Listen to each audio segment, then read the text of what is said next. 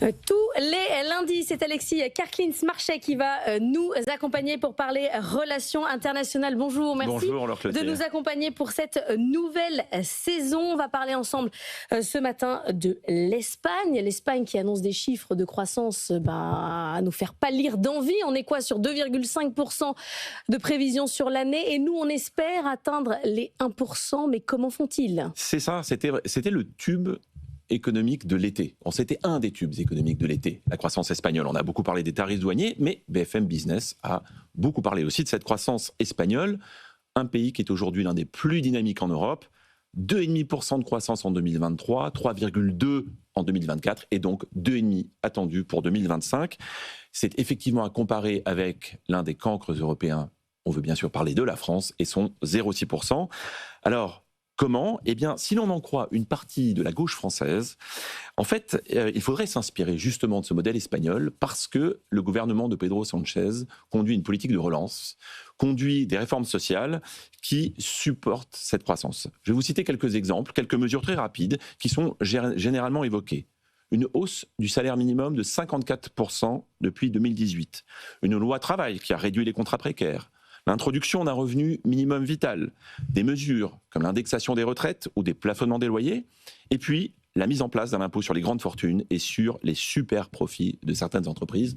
Voilà des exemples, des chiffres de croissance qui sont aujourd'hui soutenus, qui seraient soutenus selon, et je dis bien une partie de la gauche française qui au passage se félicite de cette croissance alors que l'on sait que chez nous, elle critique même l'idée de croissance, c'est un peu un paradoxe. Eh bien c'est un pays qui va effectivement mieux que la France quand on regarde les grands chiffres macroéconomiques. Est-ce que ça veut dire que je peux copier-coller le modèle ? Alors, il faut voir qu'il y a différents facteurs qui expliquent ça. Il faut voir les grands moteurs de croissance. Aujourd'hui, l'Espagne, c'est d'abord effectivement une consommation qui est au vert, qui tourne bien, et les mesures qui ont été prises ont permis de soutenir cette croissance. Mais il faut voir aussi que l'investissement des entreprises est plus fort qu'en France. Pourquoi ? Eh bien parce que par rapport aux leurs concurrentes françaises, les concurrentes espagnoles bénéficient d'une fiscalité plus flexible et de charges sociales qui sont nettement inférieures. Parlons aussi des exportations. Vous savez qu'elles s'appuient sur une main-d'œuvre bon marché et une immigration de travail très importante. Je vais vous donner un chiffre, c'est une donnée officielle. Près de 90% des nouveaux emplois qui ont été créés au cours des dernières années en Espagne sont occupés par des travailleurs étrangers ou qui ont la double nationalité. On ne peut pas non plus citer le tourisme, c'est 15% du PIB espagnol, ça n'est que 9% en France. Ce tourisme tire fort. Chaque année, l'Espagne bat record sur record. Et comment oublier aussi le fait que l'Espagne est un des principaux pays qui reçoit de l'aide européenne et des subventions. Tout ça contribue à soutenir cette croissance. Annalisa Capellini. Justement, c'est très compliqué de comparer. On sait qu'il y a quelques chiffres notamment qui ne correspondent pas. Il y a le chômage qui est encore à 10%. En France, il est beaucoup plus bas. C'est vrai que c'est difficile de comparer ces deux situations économiques de deux pays si différents.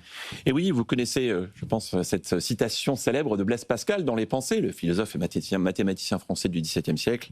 Vérité en deçà des Pyrénées, erreur au-delà. Oui, il faut toujours, vous avez raison, se méfier de ces comparaisons qui sont partielles. D'abord parce que l'Espagne n'est pas le seul pays qui croît fort en Europe. Le Danemark, la Pologne, l'Irlande ont des croissances qui sont même supérieures à 3% avec des recettes totalement différentes. Vous avez cité le taux de chômage. C'est toujours bien de regarder un agrégat, mais il faut regarder l'ensemble des agrégats. Et le taux de chômage, effectivement, en Espagne, est supérieur à 10%.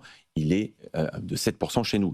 On a beaucoup parlé du salaire minimum. Oui, il a beaucoup progressé en Espagne, c'est vrai, depuis 2018, mais il est aujourd'hui de 1 381 € bruts par mois. Il est à 1 802 € bruts par mois en France. Le temps de travail y est plus élevé, l'inflation y est plus élevée, le PIB, le revenu par habitant, lui, en revanche, inférieur de 20%.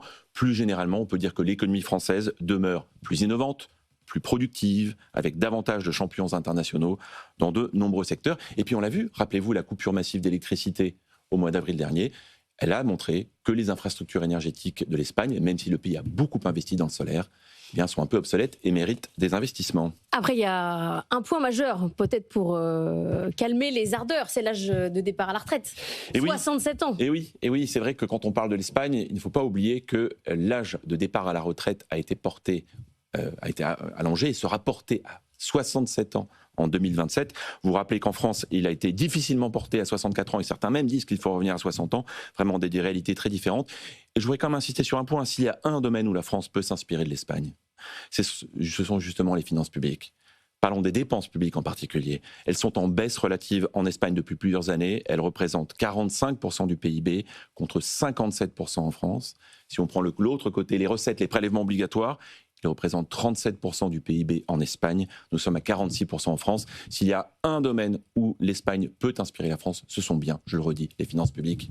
Est-ce que vous savez, Alexis, si l'assurance chômage fonctionne comme en France ? C'est-à-dire, est-ce que l'indemnisation est au même niveau ou si elle est inférieure ? Elle est inférieure. Elle est inférieure, c'est un pays Poser la question, c'est un peu avoir la réponse. Oui, voilà, c'est-à-dire qu'en fait, d'abord, on peut dire que presque tous les pays sont sans doute inférieurs à la situation française, mais oui, la précarité est sans doute plus forte en Espagne, mais on va parler aussi de flexibilité. C'est un pays qui aujourd'hui a choisi la voie de la lucidité et du réalisme, et donc en comparaison d'une certaine économie française qui fait souvent l'objet de beaucoup de démagogie, eh bien on peut dire qu'en Espagne, le monde bouge.